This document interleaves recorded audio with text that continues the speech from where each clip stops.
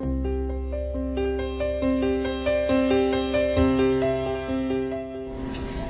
to our show today. We have a special surprise for you because we have students from Seneca College to talk to us about the 5 success strategies for future Seneca students as well as other college students. Please help me to welcome our first guest, Michelle.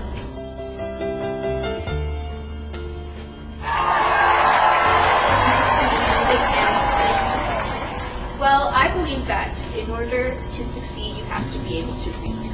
Reading is a very important part of every course, regardless of what program you're in. And therefore, it's important to be able to learn different types of texts. Can you tell us more about how you go about difficult texts? Well, when I'm confronted with a difficult text, it's important to approach it with an open mind. You have to choose the right setting, of course. A place with good lighting, that's quiet, and of course, the right time. You don't want to be reading at a time where you're feeling really tired. Okay, so can you expand more or add anything else such as personal experience with reading? Well, when you're reading, you have to have a purpose. Like, are you reading to memorize or reading to get a main idea? Like, what are you reading for?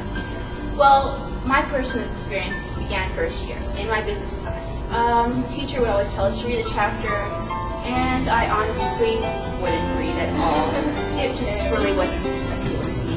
So, first quiz comes along, and I didn't do so well. So, I decided that I had to, hit the books and actually read and take notes. So, I started reading the chapters, taking notes, and by the time midterm and final came along, I was good to go.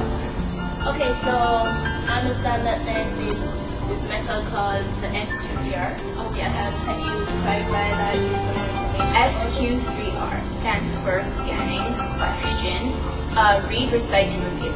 So scanning, when you have a text, you should scan, you should look through it, look at the titles, see what you're going to pay yourself into.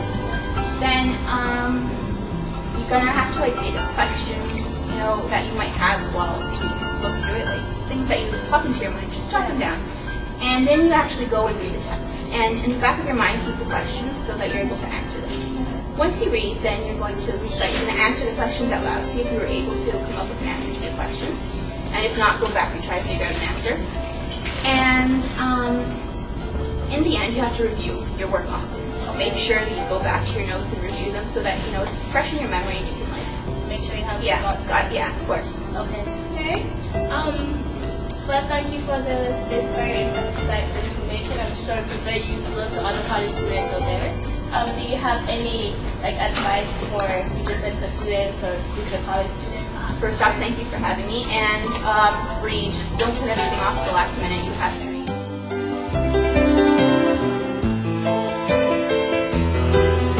We have another guest from Seneca College to speak to us about the importance of writing. Please help me to welcome Michael. Good evening. Thanks for having me tonight. It is a pleasure to have you on my show today. What can you tell me? Which strategy is the best or the most important to you?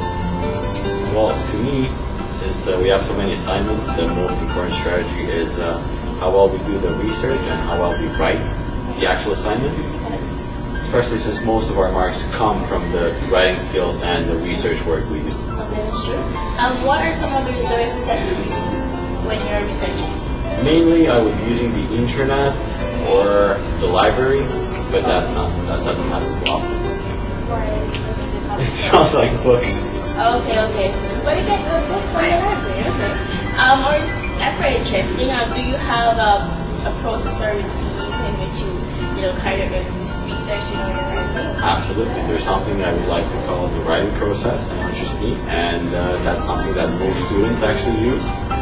You have to actually plan, draft, revise, and edit.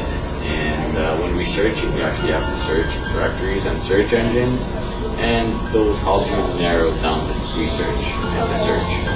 There's this thing called plagiarism, and it's a very big issue that people have to deal with in college and have a real problem with. Can you explain the whole plagiarism? It definitely is a big problem. Plagiarism is actually taking information from another source and not actually giving credit to the author for it. In college, the professors are extremely strict about plagiarism, and you're taught not to plagiarize and how to properly give credit to the author for that. For example, I had this one time where I had to write a report for my class, and I included an idea from the article that was an excellent idea. Okay. However, I was not quite able to properly give credit to the author, and I got penalized for that, and I had to redo the whole work. So it's extremely important that you actually give credit to the sources you actually cite. And it's also illegal, right? Absolutely. Okay. Alright, well, thank you, Michael, for telling us this very valuable information. Can you give us any advice? Do you want to give any advice to future college students or future study fellows? Definitely. Well, I would have to say that since we have so many assignments in college, just make sure you actually properly research your work before writing it down. Don't plagiarize, and get the NLA guide to actually put everything down in the proper form. Also, when you research the websites, make sure you get the right information and accurate information. Well, thank you once again, Michael. Okay, we have another guest on our show today to speak to us about her strategy and how it has helped her throughout her college year. Can you help us to welcome Domico? Hi, Oprah. How are you today? I'm good, thank you. Let's get started. We have heard from Michael and Michelle how their strategy has helped them.